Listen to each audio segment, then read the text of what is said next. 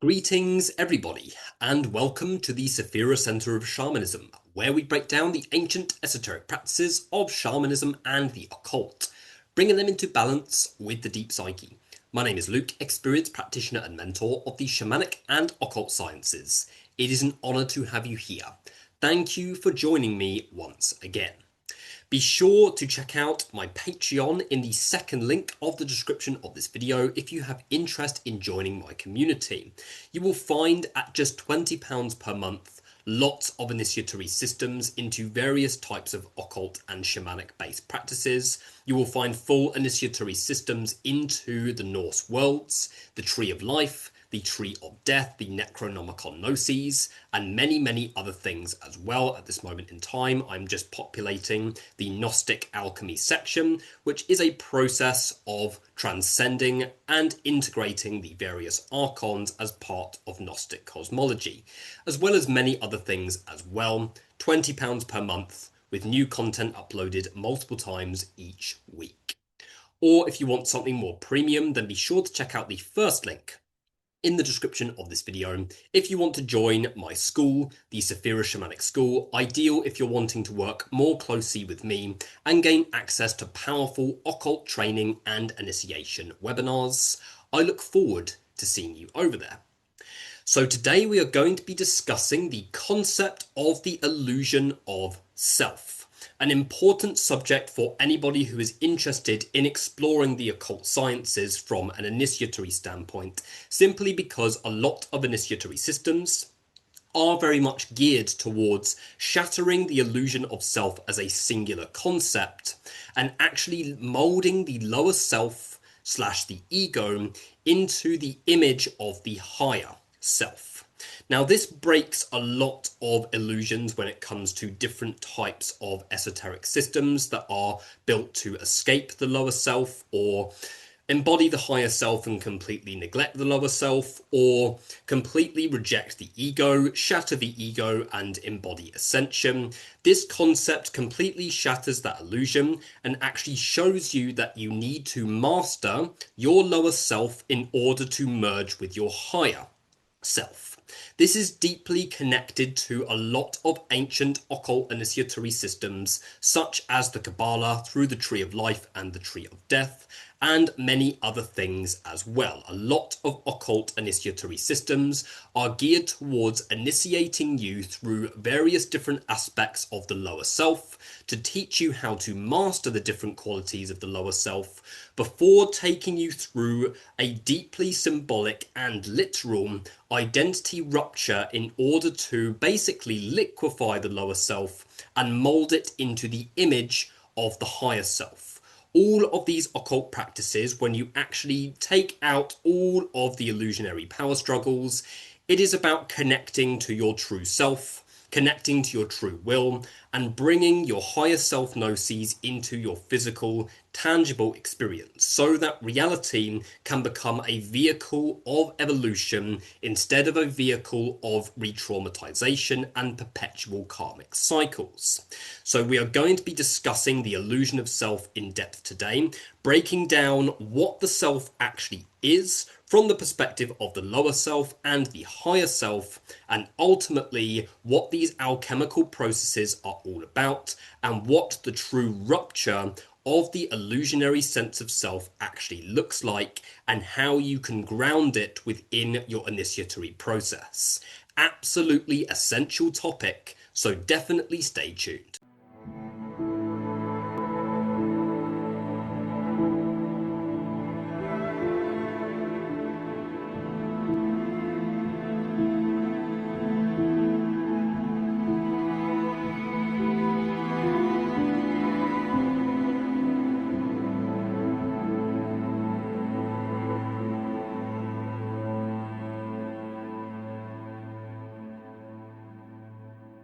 So the best way to explain the self is to split the description into two categories, the higher self and the lower self, neither of which are a singular concept. The higher self is far too infinite and far too expansive to put into a box, and the lower self is far too multiplicious, has too many different aspects, too many different fragments to be able to confidently say, this is me, this is who I am, these are my likes and these are my dislikes.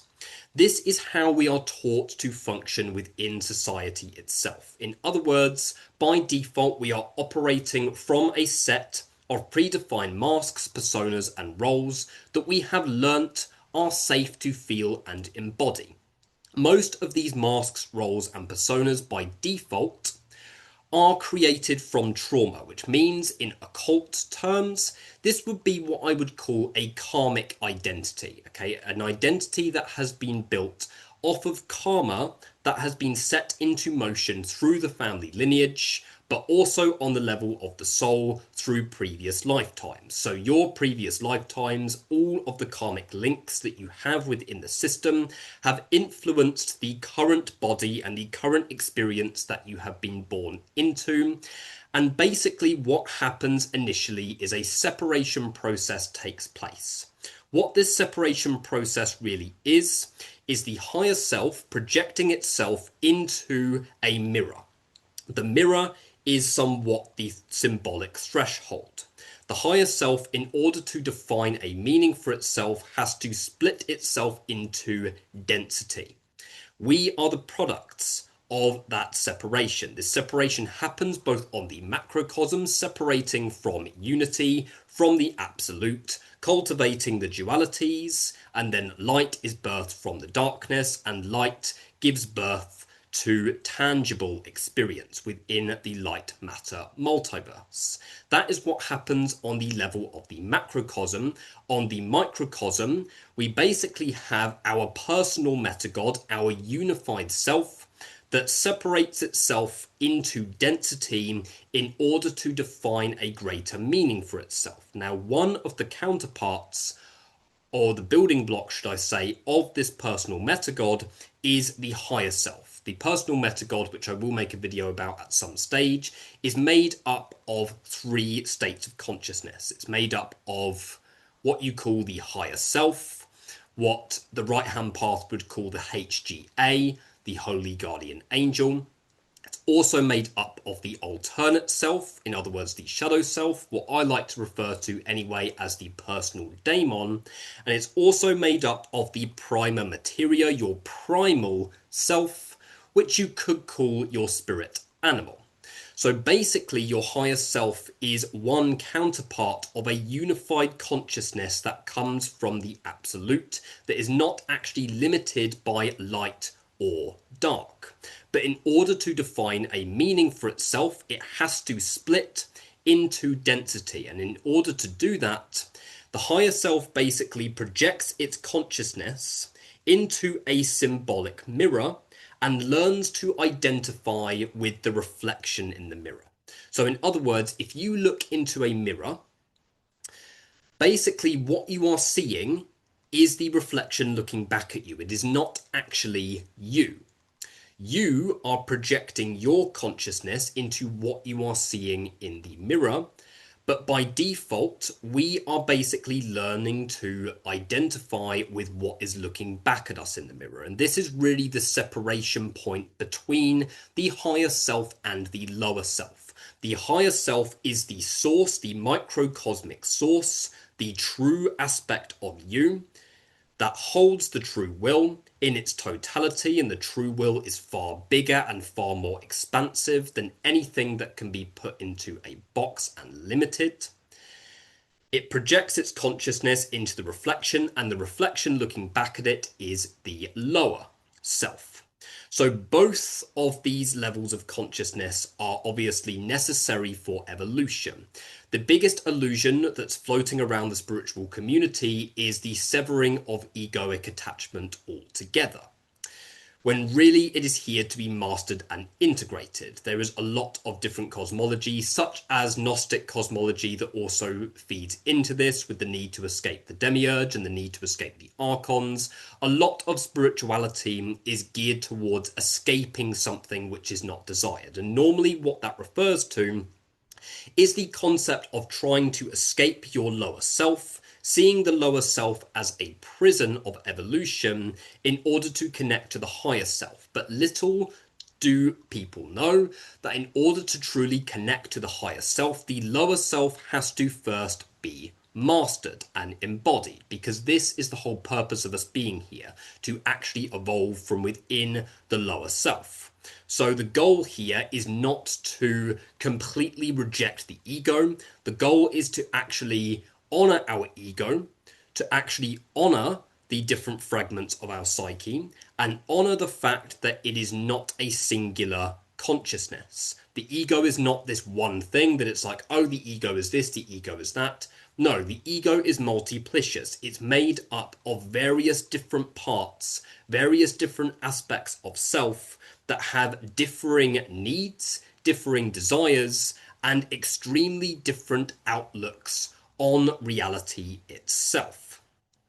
But according to our societal level programming and our trauma fragmentation, we learn to identify predominantly with the unified qualities of our lower self. So then that creates the notion, I am Luke, I am this is what I identify with, these are my likes and my dislikes, and then everything that I do feeds a predefined karmic identity. And this is where we run into a serious problem, because in the majority of cases, the identity and the sense of self that people are trying to maintain is not actually aligned to their true will in any way whatsoever.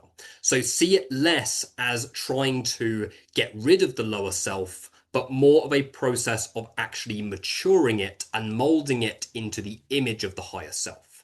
That way we are not rejecting the ego, we are not rejecting the different protective aspects of our psyche that have been set into motion through past trauma, but instead we are actually learning to alchemize them. This is what I often refer to as karma purification, the process of basically transforming accumulated karma into evolutionary karma. It is deeply linked to the transition from the lower self into the higher self and merging the two together.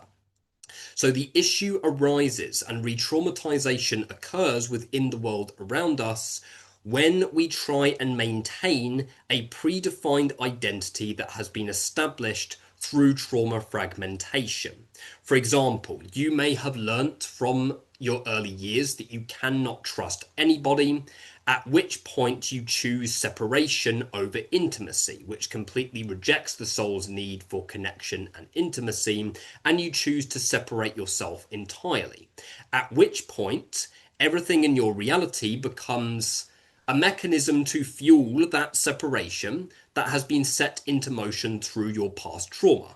Yes, it feels comfortable. Yes, it may even feel good, but it's not actually at your evolutionary best interest. And this is likely going to lead to greater external based initiations and rupture that is there specifically to reconnect you to your truth and authenticity, to reconnect you to the true intimacy and connection and unity and integration that the soul desires. So going back to the concept of the personal metagod, if this is our personal absolute, our non-dualistic consciousness that is not limited by light or dark, then it shows that our true intention, our true evolutionary intention on the level of our true will is going to be unity, is going to be integration, is going to be what Carl Jung would call individuation. So the self by default is basically taught to be seen in a way that is completely singular. I am this, I am that. When in reality, what is actually holding that together are varying different layers of, or various different layers, should I say, of personality traits, various different layers of psychological programming that is holding your sense of self together. But the concept of the self being singular is a mirage. This idea of what you feel self is merely a projection of various different personality traits, responses, and thought forms that have been set into motion through how you have learnt to function within the world around you. So the goal from an evolutionary standpoint is to actually get to know the lower self on a deep, intimate level. To get to know the lower self, understand what its varying needs are, so that you can understand how to not fall a victim to those unmet needs and fall a victim to those perpetual cycles like the majority of humanity does. What that allows you to do is that it allows you to embrace the multiplicity of self, to embrace the self as not a singular concept, but a set of numerous different parts, so that you can learn what the needs of these different aspects of self really are. At which point you can then make the commitment to rupture the illusionary sense of self, let go of the illusion of self entirely, and actually make the commitment to merging your higher self with your lower self, which is a continuous process. Now, a lot of occult initiatory systems are actually built for this purpose. An example would be the Tree of Life. This is just one lens to look at it, however. The Tree of Life is split via the higher self and the lower self. At the top of the Tree of Life, you have three spheres, which we refer to as the supernal triad, which is basically the higher self. What separates the higher self from the different aspects of the tree is a threshold, a chasm, which we call the abyss, which we call Darth, which separates the supernal triad, the higher self, from the lower seven spheres, which are symbolic of the lower self. So in order to connect to the higher self, you have to first climb the lower seven spheres. And the lower seven spheres are symbolic of the different personality traits that are there to be embodied, mastered, and ultimately used as keys for evolution. Only once you have done that can you make the commitment to rupturing the illusion of self altogether. Now, the concept of rupturing the illusion of self, you are not actually getting rid of anything that is aligned to your true self. Okay, the concept within Kabbalistic terms, which we refer to as crossing the abyss, is the process of witnessing the death, the literal and archetypal death of the illusion of self. Okay, the self dissolves as a singular concept and you become fluid in nature. This is what Darth is all about from an initiatory standpoint. Darth removes the illusion of self. It doesn't remove the lower self. This is a big miscommunication within the occult community. Darth and any concept that is referred to as symbolic identity death and rebirth, it does not remove the lower self. What it does is that it severs the lower self as a singular entity and allows you to embody greater fluidity between the different masks, roles, and personas that you have. It is not about removing all masks. It is about actually giving yourself the choice through your own conscious autonomy to be able to choose between which masks, which roles, and what personality traits you are going to embody at that time, instead of binding your entire sense of self to that given personality altogether. This is what occultism is really about. Breaking down the self as a singular concept, understanding that it was never singular, that singularity was literally just a projection of what is within your own unconscious mind, of the repressed energies, the repressed traumas, the unmet needs. All of it has culminated this sense of self. Once you embrace the multiplicity of self, you can go through the process of rupturing that solid identity, which is what we call crossing the abyss in Kabbalistic terms. Crossing the abyss will rupture that predefined singularity-based identity and give you more flexibility. Okay, now where many scholars fall short and struggle with this process is after, not actually going through it, but what actually happens after that rupture. Because when the self is shattered as a singular concept, you then have to rebuild the self in a fluid way. Now, what tends to happen with the majority of occultists, and it is changing, but with the majority of occultists, they go through this process and the illusionary sense of self ruptures, but then they try and build it again as a singular concept. Okay, they start identifying with the concept of I am a deified consciousness, of I am a God incarnate, and all of these different things. This is where the whole second coming of Jesus thing can kick in, when the identity ruptures, but then you try and re-establish it as a singular form. When in reality, you have to embrace the fluidity of who you are, which is the true fluidity of the soul.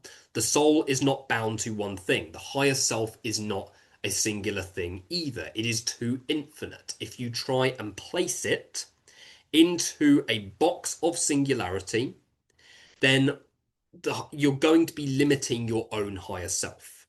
It's an embracing of what it is that you cannot know, embracing of what it is that you don't know, allowing the illusionary sense of knowing to rupture so that you can embody fluidity, true evolution from within the physical body. Evolution becomes stunted, gets stuck, it stagnates when we choose to hold on to a single sense of self. This is who I am defining myself through this, and I'm not going to let go of this because I've worked for this. Okay, this is the biggest illusion of society itself. Work towards this concept, work towards attaining this role, and then you've got it, and then hold on to it. Never let it go because you've worked so hard for it. But what if the real key to evolution is in embracing the collapse of the illusions that you have strived for? What if the true process of evolution is in embracing chaos and embracing the rupture of who you thought you were as a person, to embrace the mystery of continuous becoming? Continuous becoming, continuous shifting, constantly shifting. This is what the state of Darth in Kabbalistic terms is all about. You are not one thing. The higher self is not one thing. The lower self is not one thing. And merging them both together requires fluidity. And it requires you to constantly embrace what it is that you cannot know. Linearity completely shatters, falls apart, and you have to embrace the spiral path of continuous death and rebirth, creation and destruction, masculine and feminine, darkness and light, embracing both as equal parts of your being. The spiral path is what the soul is moving through. It's what nature is moving through. Everything is moving in that spiral flow. When you embody that spiral flow and you continuously go on that process of death and rebirth, you will go through deconstruction, and then you will be reborn, and then you will be deconstructed, and then you will be reborn. The illusion of self is built off of the concept of self being a singular thing, when it's not. Okay, seeing your sense of self as a singular concept, there is nothing more limiting than that.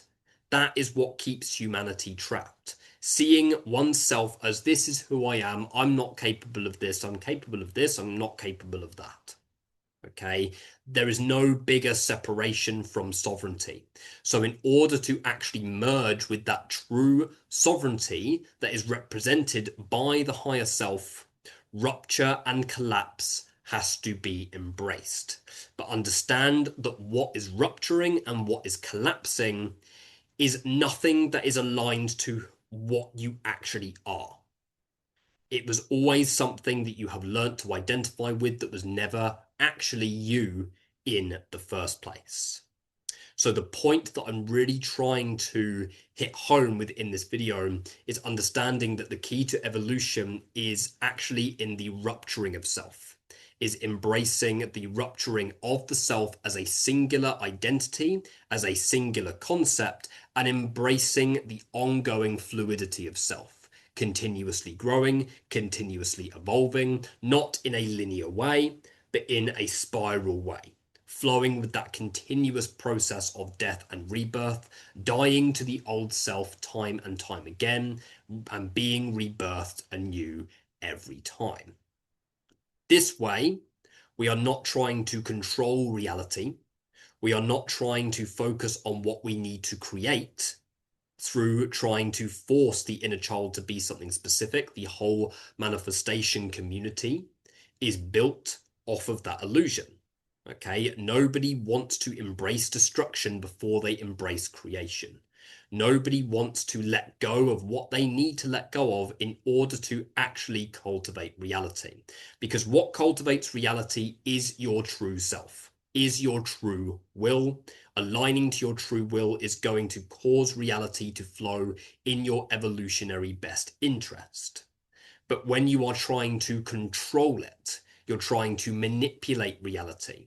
Most of the time, this is coming from a trauma response. Most of the time, this is coming from thinking that your sense of self is singularity, thinking that your sense of self is defined by what you are attaining, thinking that your sense of self is a solid concept. And therefore, everything that you do will be fueling a mirage. Something that does not exist, literally a projection of unmet needs. So that self, that illusionary self as a singular concept is only a mirage, a mere projection of unmet needs. And if we continue to identify with it, then we remain in re-traumatization, because we are then holding on to our karmic identity, holding on to our identity structures that have been set into motion through trauma. And we do everything in our power to maintain those identities and feed those identities instead of allowing it to rupture, allowing it to collapse. When that identity has collapsed, you generate evolutionary karma. Your old karmic identity is gone. And then new challenges will start to unfold. New initiatory trials will start to come into your reality. And if you face them head on and continue to evolve and continue to grow as a person and as a soul, this is what the higher self actually wants. The higher self wants fluidity. It doesn't want singularity. Absolutely essential concept to understand, but I think that is everything that I needed to say in today's video. Be sure to check out my membership programs, first two links in the description of this video. Be sure to hit like and subscribe if this video was helpful to you, and I will see you in the next video. Thank you.